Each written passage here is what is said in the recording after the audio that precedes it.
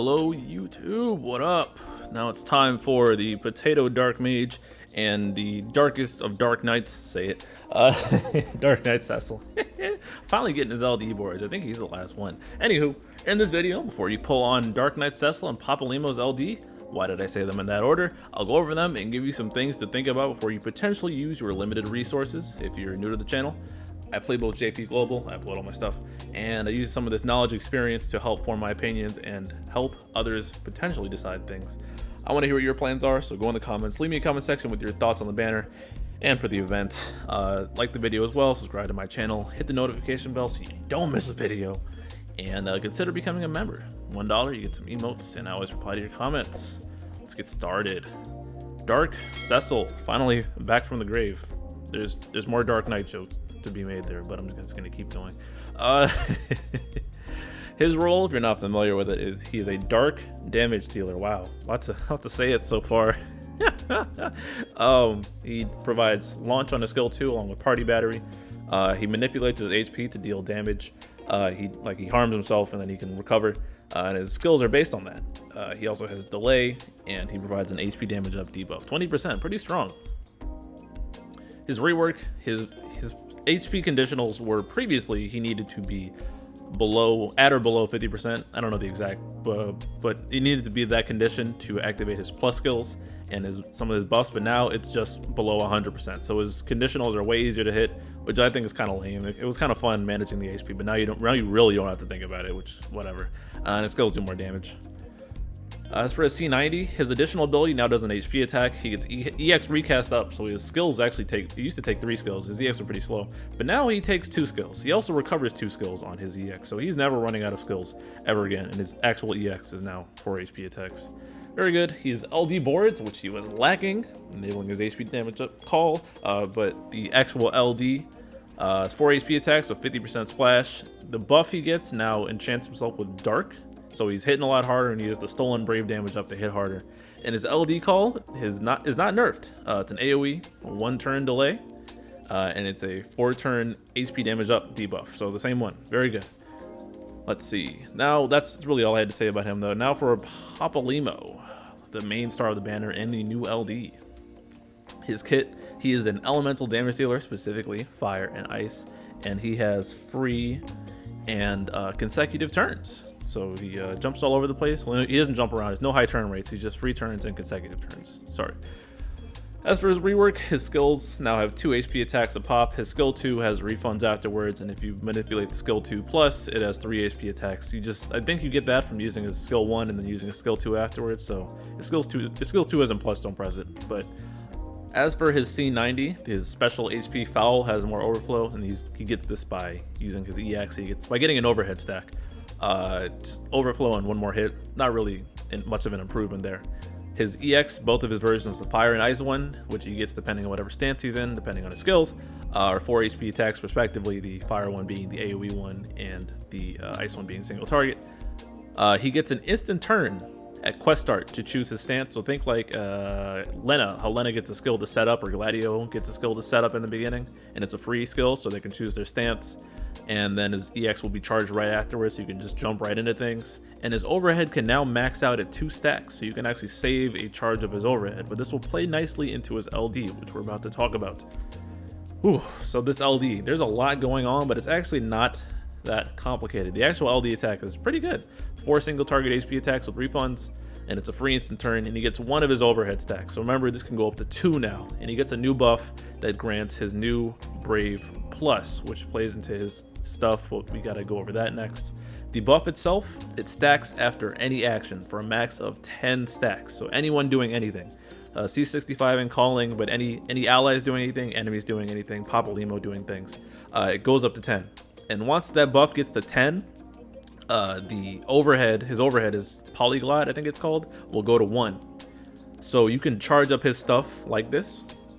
So the special Brave Plus he gets, it's really one of his better damaging attacks. It's probably the most damaging button outside of his EX and LD.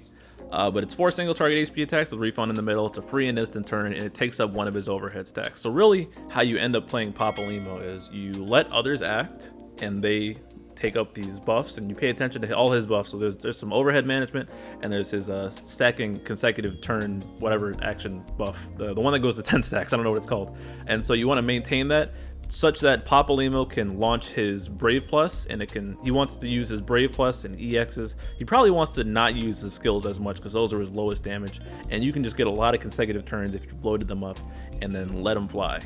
But you can also just go consecutively nuts with his LD and his Brave Plus. There's a lot of options to play him, but it's just a lot of buff management. It's probably something FF14, referencing, where his buff ticks over time and then it's charging in the background. I think it's pretty cool. So for my analysis, Papalymo has free, controlled turns. He's not unpredictable like Alice and Lightning, where he's jumping all over the place. You know when Papa is about to do a free consecutive turn with the EX, the Brave Plus, the HP Plus, etc., all that stuff. You know what he's doing. He benefits from others acting. So while he can take up some free consecutive turns, it's in his best interest actually for him to sit there and charge while someone else that's fast acts. So or the boss is even acting, really. Like, somebody else needs to go so he can let his turn happen, and he can let his nukes go, and then he can just wait until his next time to let some more nukes go. He's a great damage ceiling. 4 HP attacks on the Brave Plus, EX is 4 HP attacks, LD is 5 HP attacks. So if he lines them up nicely, he can be pumping out a lot of damage. And I'm using like BT effects, for example. He's really self-sufficient because he hits weakness on his skills, and at least on the LD too.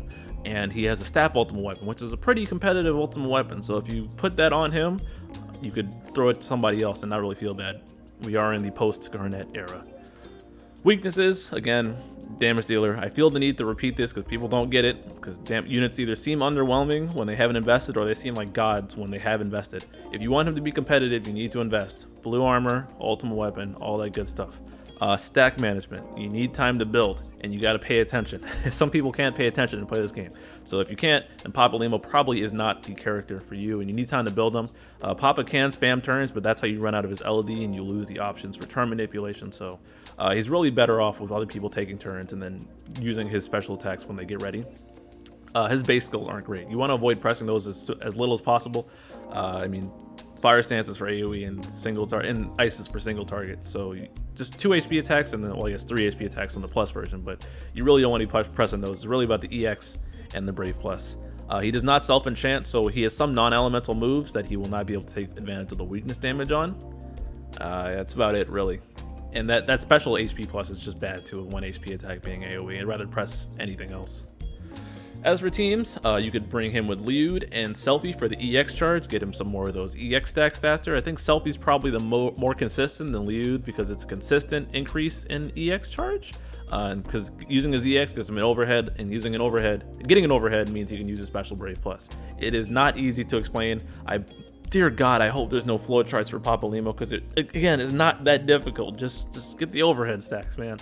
With turn hoggers, so when he does get to his turn, you can actually use it. So like Shadow, Alice, shout out to Nightingale 90 again. I've been watching his channel for just doing some research on Papalymo, and he was doing some cool stuff with like Shadow. He'd have Shadow hog a lot of turns, and then Papalymo would get a turn and just go nuts, and then Shadow would go back to doing his thing. It was pretty cool. So like Noctis' turn manipulation too, stuff like that. Anyone who can take a lot of turns. Oh, Lightning, I guess I forgot to put her, but the devs forgot to upgrade her well. And he'd also like Brave gain up, so Selfie would provide that again, just because he has a lot of Brave gains in between his good attacks. Future fights, the Gilgamesh BT chapter, Papalymo is semi-useful there because of the transformed transformed HP ability requirement. Papalymo has the ability to hit that in a decent way at least.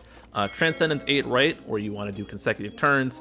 Divine Bahamut, where you want to do at least 2 consecutive turns and then keep it moving. Papalymo can do that. And Chelk's Lost chapter for the Fire Orb. Otherwise, they'll just sit in as a standard damage dealer. For the actual fight, the orb is to do 300k on your second consecutive turn. So you need to take 1 turn, and on the turn after that, it needs to be consecutive. And the game's a little janky with this sometimes. I don't know if free turn on break counts for this. I don't know if additional abilitying,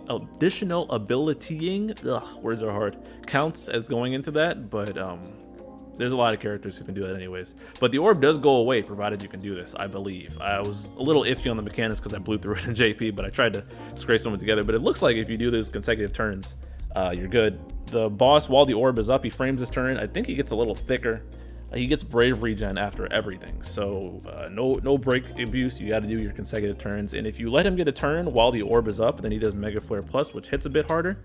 This is the Bahamut, by the way, so if you summon on him and you get out of summon phase and you have not killed him, he will counter with a cure. I don't know how big this cure is because I don't know anyone who triggered it because they're smart enough not to do that, but he will cure himself to some degree and then do a counter attack on you. So if you're gonna summon, make sure he will be deleted within the summon.